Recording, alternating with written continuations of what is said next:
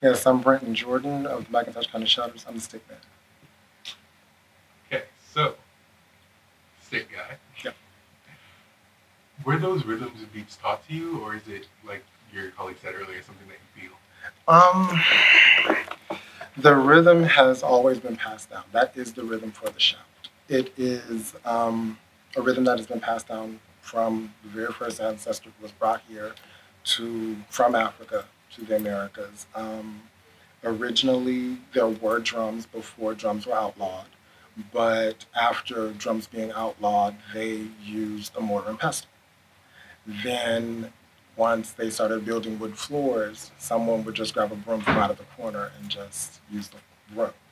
But due to stage presence and everything, we a wood floor isn't always available to us. So in 1980, they decided to build a board to carry with them and substitute for the wood floor and use the large stick and substitute for the broom.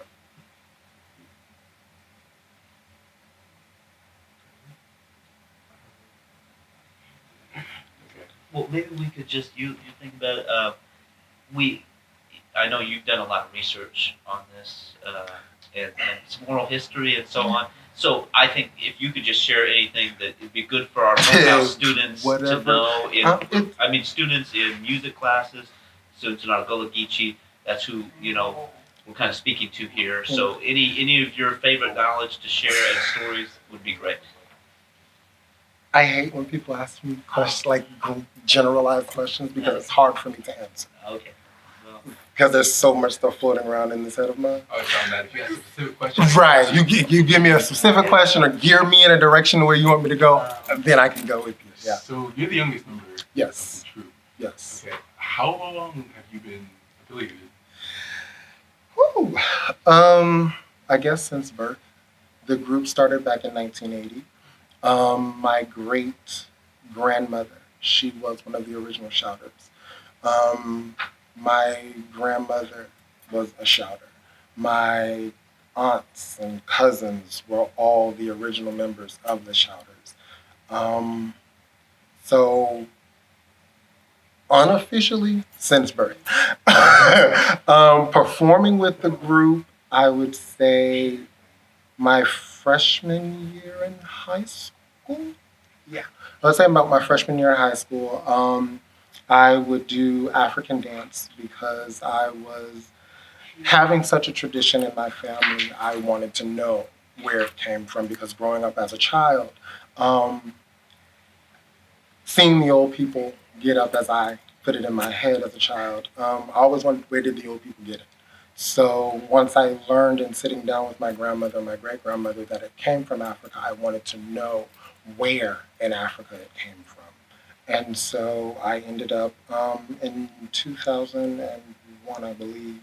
Um, Choreographer Ralph Lemon from New York came down and did field work on Sapelo Island with Miss Cornelia Bailey. And as I guess, a cultural exchange, he wanted to learn about Gullah Geechee culture, but he also brought two African guys from Cote d'Ivoire, J.J. Garives and Gule Vincent, to teach African dance to the kids on the island. And my grandmother, not wanting to be bothered because it was actually Christmas holiday when they did this. My grandmother, not wanting to be bothered, she sent me in her place. And so I, at the time, I was a very quiet child and really didn't, like being around people. And my grandmother was like, Brenton, go. You know just as much as I do. So I went, and that's where I was introduced to African dance. And I got a chance to share my knowledge as the younger member of the group, or the younger member of the family, I should say, being introduced into the shout and into African dance. And then once I got that talent under my belt, I should say, because honestly, JJ and Gule, they were truly astonished by my my my my skill of dance, I would say, because I literally took to it like a fish to water. whatever they threw at me, I was right there with them, and they were absolutely amazed. And even now, when I dance, people are still amazed at how well it is. I've actually had African people come up to me and say, "Where are you from?" And I'm like, "Georgia," and they're like, "No way."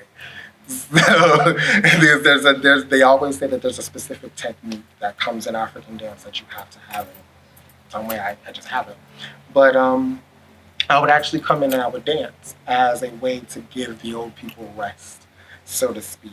And in 2009, I officially was asked by my grandmother to join the group because they were doing the Kennedy Center in the Library of Congress. And one of the songs they were singing that we sing is John on the Island. And no one actually knew the words to the song the way that I did. And so my grandmother asked me to officially become a part of the group just so I would be a basser and a clapper because I have such heavy hands when it comes to me clapping. And with John on the Island, that was actually my first shout song I ever led at the age of 9. So, with the people in the community being so impressed at this 9-year-old boy sounding like an 89-year-old old man, I got the nickname Little Lawrence because I literally sound like Lawrence McIver when he sung that in particular song. So, my grandmother asked me to become a part of the group, and Library of Congress and Kennedy Center were my first 2 performances as an official member of the group. And in 2010, I officially became the new stick man of the group. So, you talked about in high school about you were a part of the group in high school. Mhm. So, were you ever made fun of? Did they ever like bully you or anything? No. If anything, in high school, um, I was always that. I was bullied, but it was more so because no one really could pinpoint where I was from. So everyone kind of called me, "Oh, that's that African boy," because everyone knew I did African dance. And then in middle school, my middle school career, um, I lived here with my grandmother. And if I'm around my family for too long, my accent comes out very, very thick and very heavy. And so when I got to high school and I moved to Hinesville with my mother, um, people would always ask, "Where are you from?" "Georgia." "No, really, where are you from?" "No, really, Georgia." And so I would always get that back and forth conversation. Or, "Brenton, speak English." "I am speaking English." "No, you're not. You're speaking that stuff." And I literally have to remember, oh, snap, I'm not with my family. Or with my friends, it would literally get to a point to where my friends are actually, they can't speak Gullah, but they can understand it because I speak it with them so often. So, yeah. Did you have? I'm sorry. Did you? So you said you talking about when they like say speak English and you gotta Mm. make them. Did you ever have to like correct people and tell them like, look, this is. Um, Honestly, I didn't correct people because if you don't know, you don't know. For me, it's, as my mother stated, my family, we've never been ashamed of being Gullah Geechee, ever. Gullah was my first language. It's all I've known. So when people would say, "Brenton, speak English," I'd literally just have to remember, oh, you're not with your family. Or I would just repeat myself or slow it down. And a lot of times, typically if I slowed down, people would be able to understand me. So that was really my major issue in college, in high school. Even now, I still get, "Brenton, what did you say?" "Oh, snap, yeah, forgot." So I still deal with that and struggle with that now. In some cases, people just absolutely love to hear me talk because they love to hear the accent. Or, "Oh, I can't wait till Brenton comes because I know Brenton gonna give me something." Okay.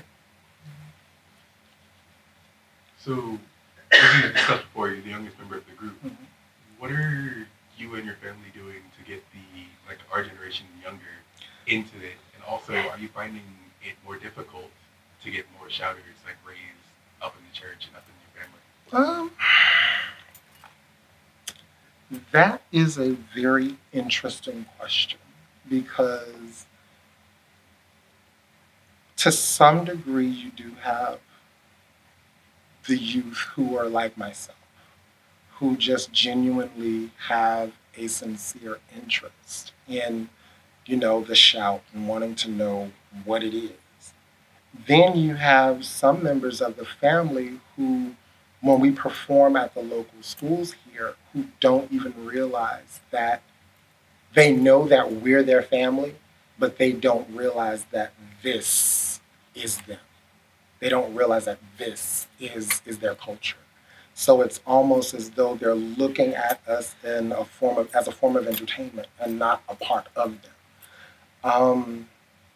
And then those whose family members are actually in the group, you have them who they know how to do it, they can do it, but like most, teens and young adults, they're wanting to, be where the it crowd is. So it's kind of it's a tilt of the scale, so to speak. Um, my cousin Vanessa's daughter, my cousin Erica, she every now and then when we need her, she comes in and she shouts. And like Aunt Van said, I didn't know that she could shout until December of this year. And I'm 32 years old now. So it's like, wait, you've been having that? And she shouts beautifully. And there's just something in that. And like I said, there's just certain members my mother said it, you either have it or you don't. The shout is not something that can be taught. It's not something that can be shown to you and you learn how to do. It's either it's in you or it's not. The rhythm, maintaining and keeping it, it's either in you or it's not. Setting the song, it's either in you or it's not. It's like most African traditions, there are no elders that will pull you aside or sit you down and truly teach you this is how and this is why we do this. You learn by observing. Everything that I've learned, every shout song that I know, and I know every shout song there is in our repertoire. The beating of the stick, setting the songs, knowing how to shout. I started shouting at the age of 6 years old. Led my first shout song. No, I learned to beat the stick at 5, started to shout at 6, and led my first shout song at 9. So this is literally something that you're born doing. Either you have an interest in it or you don't. No one ever sat me down and said, Brenton, this is how you shout. You watched, you observed, and then if you were bold enough to do it, you participated. If you were doing it correctly, the elders looked at you and smiled. If you were doing it incorrectly, you got pushed out the way. It was just that easy and it was just that simple. There were no people that, my grandmother didn't say, Brenton, don't pick your feet up off the floor. My mother didn't say, Brenton, don't cross your feet. It's, Brenton, watch. This is how you shout. I didn't get that. It was New Year's night, watch night service, everybody out there getting, doing the shout, watching and observing and looking at the joy and the happiness that was on their faces as they did it. And for me, it was wanting to be a part of it. Wanting to because I've always been one that liked to dance, looking at the movements and the rhythm, you feel like dancing, but because of the strict and stark rule of no dancing, you stayed in line. And I got out there and I did it. And I didn't get pushed out the way. So that's literally, how it is. What other occasions other than watch night are there shout? Um, there are none really. There really are none. So you learn just You learn one night a year? literally.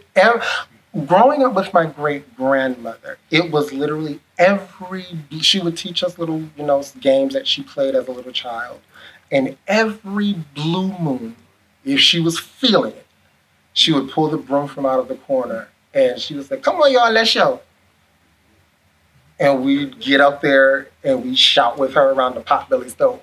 That taught us how to stay in a circle. Because you literally got to shout around the stove. And during the wintertime, because she'd only do it during the winter. Because for her, it was tradition, to do it during Christmas time. So we would do it while the stove was hot. So you literally learn, don't get close to the stove. So that was, those were those rare treasured moments that I remember with my great grandmother. Of if you want to say her teaching how to shout, that would be the closest that we got to it, but it wasn't really a true sit down, let me show you this is how it goes. Do you guys have any tissue anywhere? Right there Oh, thank in you. the window. So I only have two more questions for you because we do have to get out of here. First one is everyone else that we've talked to, and during interviews and before, has mentioned your name pretty much in the same breath with research. Mhm. It seems like you're taking a more scholarly approach to this, kind of like maybe doing something similar to our ethnography project. Mhm. What inspired you to do that, and what steps are you taking to make it more studied?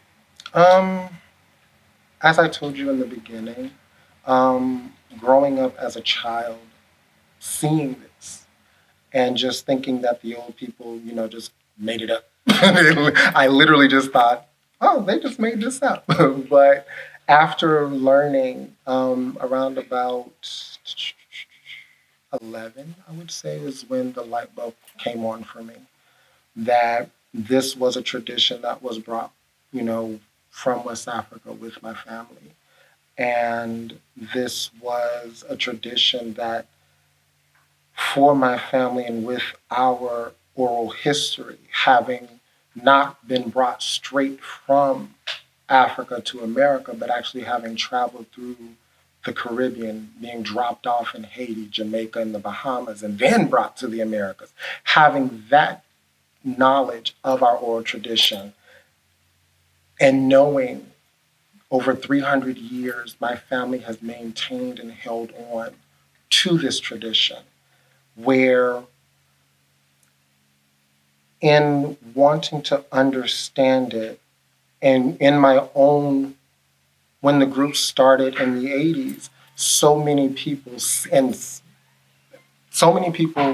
talked bad about my family, saying that, oh, you're holding on to that slave stuff, or you're holding on to that old stuff, or why don't you let that go? Or even having people come up to me and say, your grandmother is making an embarrassment of you. How dare you? To have those statements and those comments directed at me, I wanted to understand where this sense of pride came from in this tradition, because my family, we have never been ashamed of it. Where all other Gullah Geechee communities, this was done all up and down South Carolina, Georgia, northern Florida. This was done all over.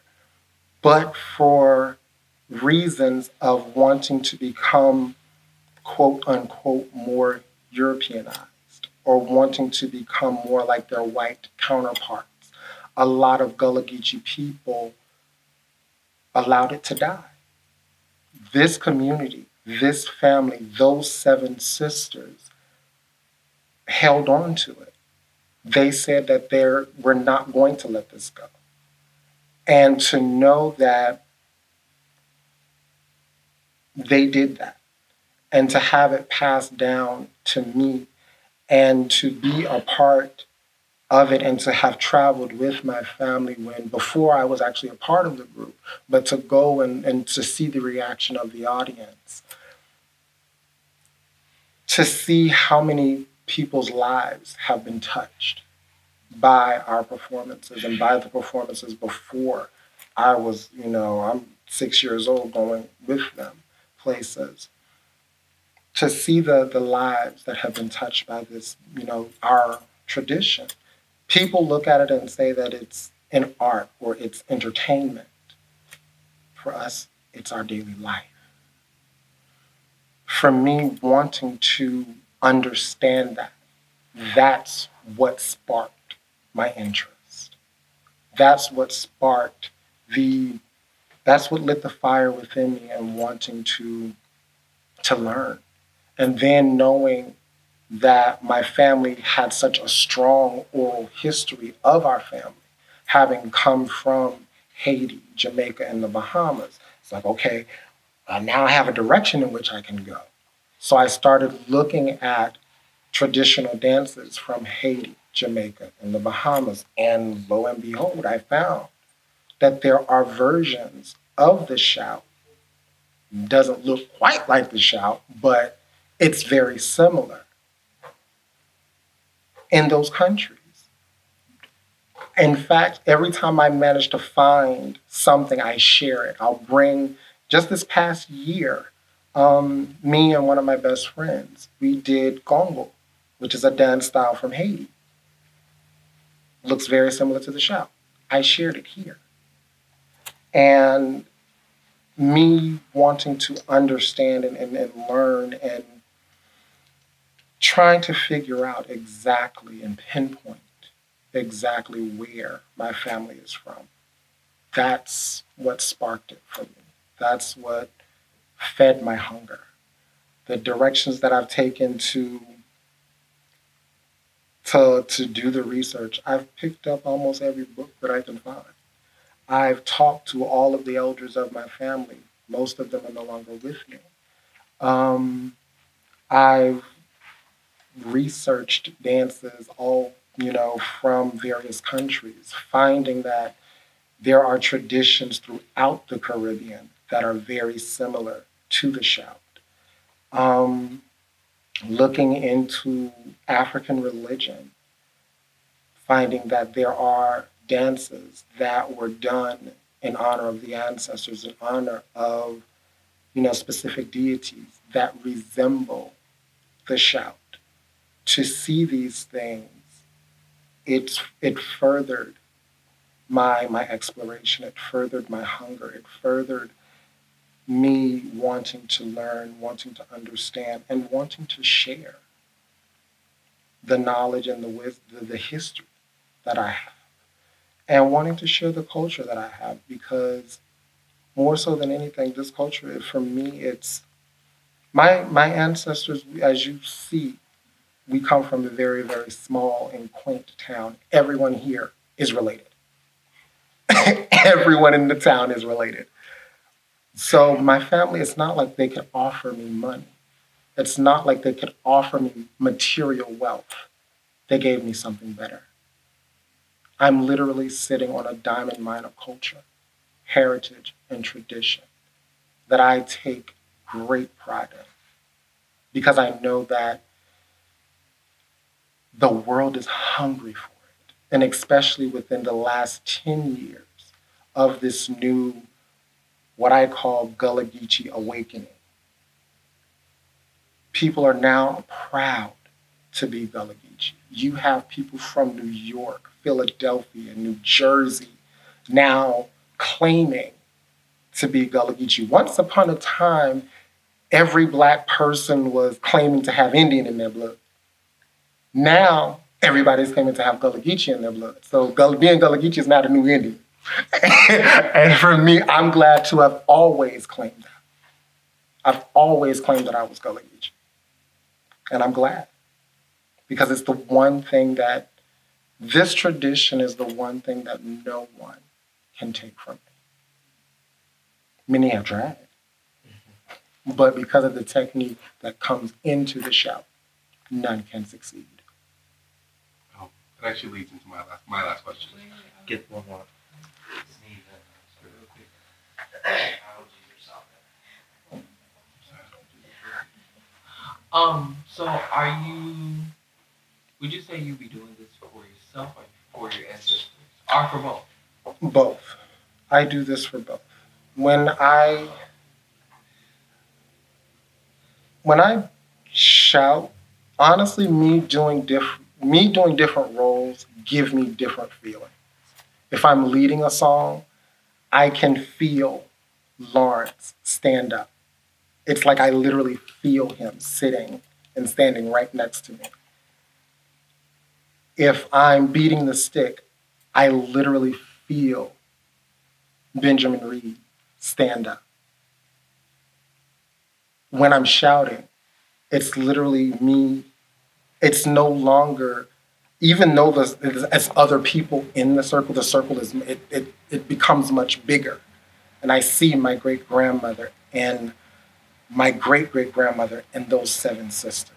I see my ancestors. I see them standing and in awe and proud of the work that we're doing in their name.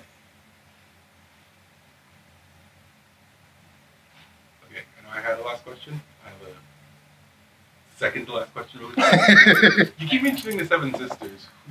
Who were they? The 7 sisters were my great grandmother's mother's mother and her sisters. Martha was my great great grandmother. Lizzie, Sarah, Nancy, Sheila, Charlotte, Emmeline. Oh, I got all 7. No, because every time I always tend to forget one, but I actually got all 7 that time. So yeah, those are the 7 sisters. Yeah. My actual last question, it relates a lot to what you were talking about, but it was also just something I noticed during the performance, and I was hoping that you might be able to pick up on, considering that you lead the percussion element. Do you ever listen to either Chicago juke or Jersey club music? Yes. Very similar rhythms. It's honestly, most people don't know this, but the ring shout is the core, root, and foundation of all American music. Cool. So what you hear is the core, root, foundation of everything you hear in today's modern music. We're the parent, they're the babies. That's literally how it is. I mean, that's what really drew me when you were performing, specifically when I heard you with the stick, because I love those kinds of rhythms. Right. And a lot of music and music based off of American culture is a 1, 2, 3, 4 emphasis on the 2 and 4. Mm-hmm. When you came in with the triplets, I was like, Yeah, it's that rhythm. You hear it all throughout the Caribbean. Everywhere that African people have touched, you hear that rhythm. That rhythm is the core, root, and foundation of all forms of American music today, from country, rock and roll, heavy metal, techno, house. It all stems from that. Spirituals, it all stems from that. A spiritual is nothing more than a shout song minus the stick. A spiritual was the songs that they sung without the stick while they were working in the field. The shout song is literally the song that they sung in the field with the stick. Gospel is literally all of that combined and rolled into one.